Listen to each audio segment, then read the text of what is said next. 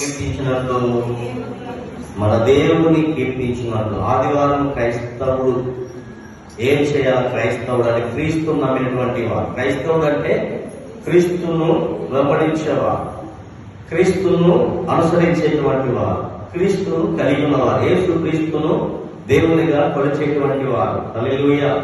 చాలా మంది దేవుని దగ్గరికి ఎందుకు వెళ్తారు అమ్మా? దేవుని దగ్గరికి ఎందుకు వెళ్తారు చెప్పాలి మీరు? దేవుని దగ్గరికి నేను టైం పాస్ కోసం సారా? దేవుని దగ్గరికి వెళ్తారా? భక్తితో రావాలి, భయముతో రావాలి, దేవుని మాట అడిగినప్పుడు ఇచ్చేవాడుగా నమ్మాలి.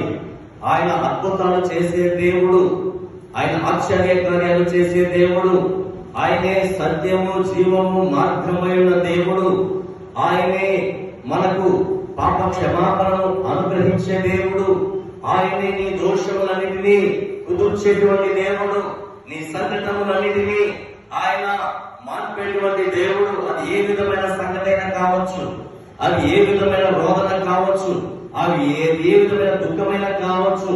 కానీ మన దేవుని దగ్గరికి మనం వచ్చినప్పుడు మన దుఃఖమును నిలుపు నుండి దేవుడు మనం విడిపించి క్షేమమునిచ్చే దేవుడు.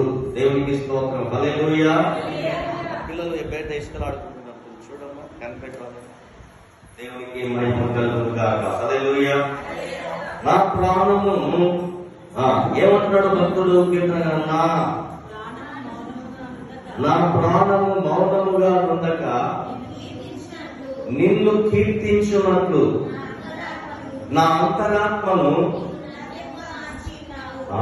దేవునికి స్తోత్రము కలుగును గాక. హల్లెలూయా. నా అంగలార్పును నీవు నాట్యముగా.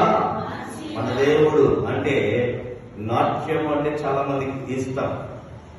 యూత్ అంటే ఇప్పుడు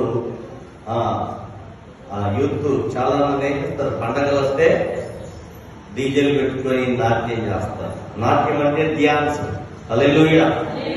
నా అంగలార్పు అంటే దుఃఖము, వేదన, రోదన, బాధలు, చింతలు, సమస్యలు అనేకమైనటువంటివి. దేవుడు ఏం చేస్తాడా? నా అంగలార్పును దేవుడు నాట్యంగా, అంటే నాట్యం అంటే సంతోషం కదా. డ్యాన్స్ అంటే చూడండి, ముసలలో అయినా డ్యాన్స్ అంటాడా? మనసులో ఏదో తీయండి తీయండి అని చెప్పి చూస్తారు. కనుక దేవుడు, మన దేవుడు మన అంగలార్పును నాట్యముగా ఆయన మార్చేటువంటి దేవుడు. దేవస్థానికి అందరూ చాలా మంది పోతుంటారు. ఉదయం లేవగానే దేవుని దగ్గరికి తలంటు స్నానం చేసి, కొంతమంది వారి భక్తి. హల్లెలూయా. ఏమండి ఎందుకోసం పోతారు? కొంతమంది పిల్లలు లేరని దేవుని వెతికే వాళ్ళు ఉన్నారు. కొంతమంది ఉద్యోగం కోసం ఉదయం తలంటు స్నానం చేసుకొని దేవుని దగ్గరికి ప్రతి దినము దేవుని దగ్గరికి వెళ్ళిన ఉన్నారు. ప్రతి దినము భక్తితో కొలిచేటువంటి వాళ్ళు ఉన్నారు. క్రైస్తవుడికి ఒక ఆదివారం కూడా దేవుణ్ణి ఆరాధించలేని దౌర్భాగ్య స్థితిలో ఈనాడు క్రైస్తవుడు కొట్టుమిట్టాడుతున్నాడు. దేవునికి మహిమ కలుగును గాక. హల్లెలూయా. అవునా కాదా?